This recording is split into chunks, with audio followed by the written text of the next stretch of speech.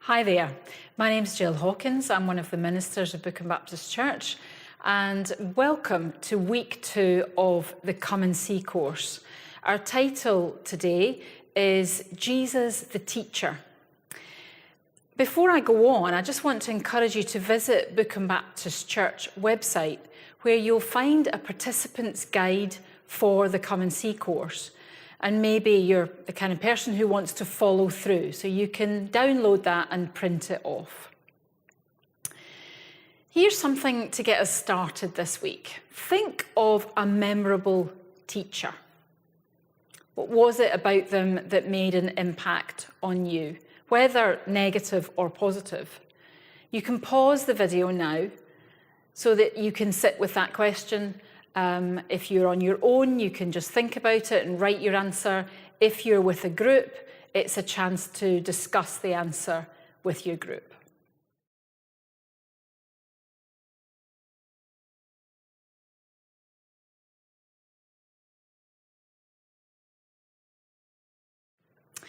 Now we're going to set the scene using our imagination.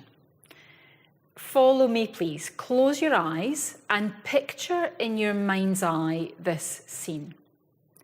It's a hot day. You're among a large crowd of people sitting on the grass. There are men and women and children listening to Jesus, who's teaching the crowds. What is the kingdom of God like? What shall I compare it to? It's like a mustard seed, which a man took and planted in his garden. It grew, became a tree, and the birds of the air perched in its branches. Again, he asked, what shall I compare the kingdom of God to? It is like yeast that a woman took and mixed into a large amount of flour until it worked all through the dough. Those readings are from Luke 13, 18 to 21. Now, Jesus often spoke in parables. They're short stories that have a meaning. He rarely explained them, but left people to think about them, decide what they meant.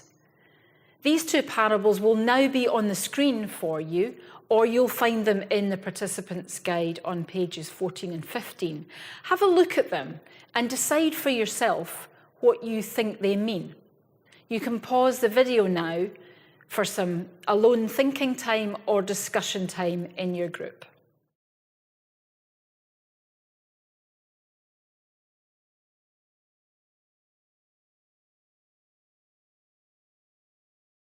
Hello again, I hope you enjoyed your discussion. I'm now going to offer you what I think these parables mean. The kingdom of God is God's rule or God's reign of justice and peace. And that helps us to process what Jesus says about the kingdom of God. It may start in small and hidden ways, but it is like a seed. Seeds grow into something great, or maybe like yeast that brings transformation to the whole. The seed could be like one heart committed to God, or one great act of great compassion or courage. If you think of Mother Teresa dragging one dying beggar off the streets to care for him, from that seed grew a huge ministry on the streets of Calcutta. Jesus also told stories of great banquets and feasts, which point to the end of the age, when all will be judged and the kingdom of God will be fully established. Yet he called his disciples to live as citizens of the kingdom of God now. What does that mean in practice? Let's look at more of Jesus' teaching from Luke's account of his life to help us work out the answer to this. I'm going to read from Luke chapter 6, verses 27 to 42. The subject is love for enemies. And as I read, I would like to just invite you to notice what strikes you about this passage.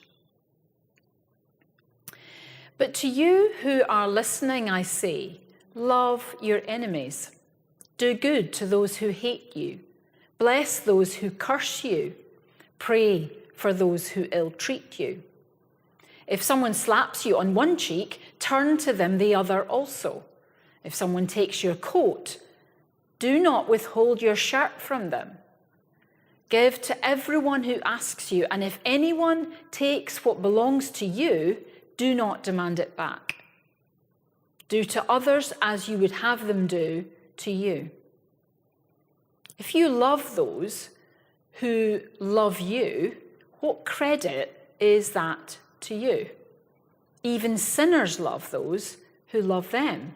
And if you do good to those who are good to you, what credit is that to you? Even sinners do that. And if you lend to those from whom you expect repayment, what good is that? What credit is that to you? Even sinners lend to sinners, expecting to be repaid in full. But love your enemies, do good to them, and lend to them without expecting to get anything back.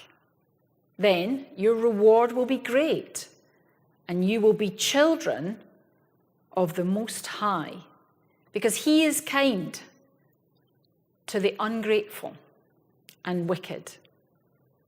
Be merciful just as our Father is merciful. Do not judge, or you will be judged. Do not condemn, and you will not be condemned. Forgive, and you will be forgiven. Give, and it will be given to you. A good measure, pressed down, shaken together, and running over, will be poured into your lap. For the measure you use will be the measure to you. He also told them this parable. Can the blind lead the blind? Will they not fall into a pit? The student is not above the teacher, but everyone who is fully trained will be like their teacher. Why do you look at the speck of sawdust in your brother's eye and pay no attention to the plank in your own eye? How can you say to your brother, "Brother, let me take the speck out of your eye," and you yourself fail to see the plank in your own eye? You hypocrite, first take the plank out of your eye, then you will be able to see clearly to remove the speck from your brother's eye. Now we have time for a little more discussion and thinking, reflecting time. If you're on your own, time to think and write down your answers. If you're in a group, time to discuss. So what did strike you from that passage? Some of the phrases, love your enemies, do good to those who curse you, do not judge, forgive. How much of that do we see today? Can you think of examples? Can we really live like this? What might get in the way? Then looking at these two parables on the screen now, ask yourself, how do these help us to respond to Jesus' teaching? How would you sum up the meaning of the message of each of the stories? And which one do you find the most challenging, and why? You can pause the video now for your discussion.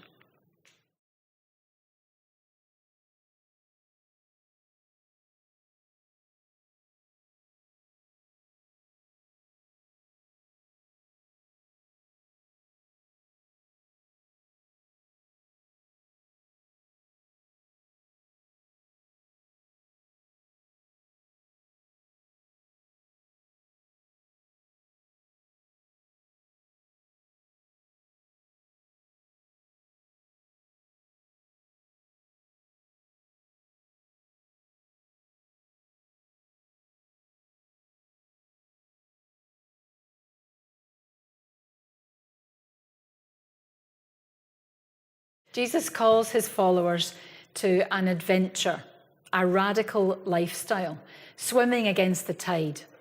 Love your enemies, bless those who curse you. It's a daring and vulnerable way to live. It is the life of the kingdom that Jesus brings and will one day be fully established. No judging or condemning others, rather forgiving and giving with generosity of heart. Can we really live this way? If we're honest, all of us fall short. All of us know what it is to nurture a grievance against someone. All of us have spoken unkindly behind someone's back. All of us look down on others. None of us can boast of our hearts being pure.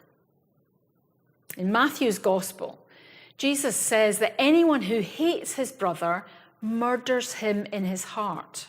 That's chapter 5, verse 22.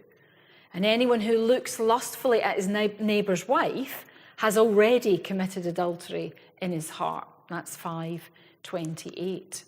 None of us is without guilt, yet that in itself is a vital realisation. The teaching of Jesus is like a searchlight on our hearts, revealing what is already there. This is not to make us despair of ourselves, but to help us see our need of help. We are humbled, and so we're able to come to God for forgiveness and the help we need to live this life of love. In Matthew's Gospel, Jesus begins his teaching with the words, "Blessed are the poor in spirit." This means, blessed are those who know their need. Now, we're going to hear another story from another teacher about Jesus the teacher. Hello everybody, my name's Tom Hostler, and I've been asked to answer two questions. The first is to tell you a little bit about me and my journey to faith, and then also to answer a question about how I see Jesus. So to tell my story and to give you a little bit of background, I've lived in Bookham for 14 years. I'm married to Ruth. We've got 3 boys, Ethan who's 15, Josh who's 12 and Aaron who's 9. And I work as a teacher in a secondary school locally, as a French teacher and also as a head of year. So for my story of faith, I guess I'd explain it in the way that my parents brought me up to hold certain values and principles, and I do thank them for that, because they in a way started my journey of faith in giving me a sort of a framework to live by. But there wasn't really an underpinning of a faith to go with it. There wasn't that oomph, I suppose, that goes with those things. And so by the time I was 16, 17, I was questioning the validity of living this kind of way without having a purpose behind it. It seemed a bit lifeless and a bit empty to me. So aged 16, 17, I joined a local church youth fellowship. And initially the big pull was the fact that it was an opportunity to meet people who lived locally to me and develop a social life. I went to an all-boys school at the time, and so the prospect of meeting the much higher proportion of girls that there were in the group was a really appealing idea. And then over time I had a second reason for going, and it was because I sensed and saw and heard the stories of faith that these peers, these new friends that I had, were telling week on week. And we were all around a similar age, and we were going through things like getting GCSE results, starting A-levels, going abroad on trips, starting university, taking years out. And all of those new experiences also brought the challenge of how do you live out your faith in the next stage of your life as you move to adulthood. And it was a really good time, because we all learnt from the experiences and we were able to support each other. And it was also a time where Jesus Christ moved from being a historical figure that I knew things about in my mind to being somebody who I realised was real, alive, loved me, accepted me, and that was totally unexpected. And so initially the hook that kept me coming back was the social aspect and the friends that I made, but also there was the sense that the more I went, the more I learnt and the more my soul was fed. And that was probably true for lots of us in the group, and at different times seeing others grow in faith was your reason for coming back. Certainly that was the case for me, looking sort of around me, but then later on that was the case for others who shared their experiences of being encouraged by seeing my faith grow. And so it was a really rich time in terms of putting proper meaning into the things that I've been brought up with. And then we fast forward to a couple of years of being part of the youth fellowship to university, and I found a similar group of friends at university, and then from university moved back home, and my Christian life survived my young adulthood, and is what it is today, and I'm massively grateful for it because it's made me who I am. So there we are. So the second question that I was asked was to say a little bit about what I see in the way of Jesus as a teacher. And I suppose for me, there's an easy parallel. Jesus was a teacher, is a teacher, and I'm a teacher. But I hadn't really seen it that clearly in that way for a long while. And I've always been somebody who's enjoyed describing or imagining the meaning that goes with mental pictures that language can create. And I've always enjoyed finding ways of talking about things and explaining things, and trying to come up with a picture that goes with it, or an example that fits the thing I'm trying to explain. And it was whilst I was at university, a university friend and I were discussing a theological point. I can picture sitting in the chapel foyer on the campus at university, and in the middle of our conversation, he stopped me and asked me, "Have you ever thought about becoming a teacher?" And my reply was a sort of puzzled no. Why do you say that? Because it wasn't at all the topic of conversation that we were in.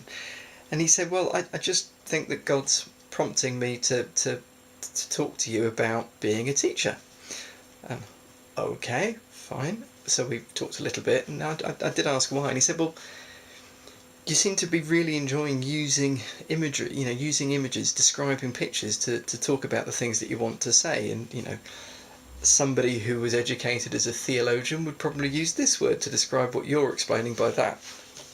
And he just said, "I think you should really think about becoming a teacher because of that." And he also pointed out to me that there were these, this is what Jesus did. He would often pick simple stories. He would pick things that were accessible and immediate and recognisable for his followers, and he would try and use those to describe godly truths that sometimes were simple and straightforward if challenging, and sometimes were harder because they were godly things. But he always tried to give them something to hang what he was trying to teach them, to try and prompt their understanding and help their understanding along. But he also, I found, did it in a way that was patient and kind and loving. And I suppose for me, when I look at the person of Jesus as a teacher, it's not only the sort of the parallel of how he went about doing his teaching, but also there's a model of behaviour when being a teacher to emulate as well. So for me, it's always been a case of trying to remember how patient Jesus and gentle Jesus has been with me as I've been learning about him and everything that goes with my faith. That patience and gentleness and acceptance is something that I need to show towards the people who are learning from me. Even when I think the message is simple, for them it might not be, and to remember that, and to approach all those situations and try and put any frustrations to one side. I've heard it described once to me by a friend as having an attitude of an unconditional positive regard. And I quite like that as a phrase. And if I was going to describe Jesus' approach to how he's taught people, then it's always that he's looked to bring out and see the best in somebody while speaking truth about their situation. And combination of all those things, that's what I see in Jesus. Thank you for listening. Bye-bye. I hope you enjoyed that. Now we have time to reflect on what we've heard and said in this session. You'll see some images and you'll hear some music, which will give you just a few minutes for reflection.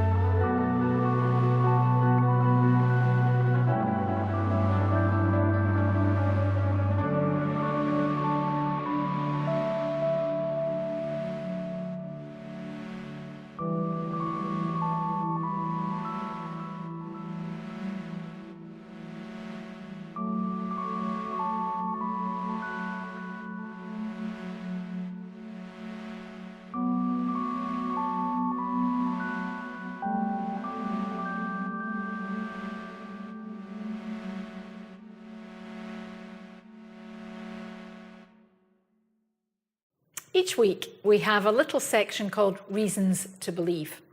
Last week it was about Jesus' existence. This week it's about whether the Gospels can be relied upon as an accurate record of his life. Let's have a look at the beginning of Luke chapter 1, verse 1. He writes, "Many have undertaken to draw up an account of the things that have been fulfilled among us, just as they were handed down to us by those who from the beginning were eyewitnesses and servants of the word.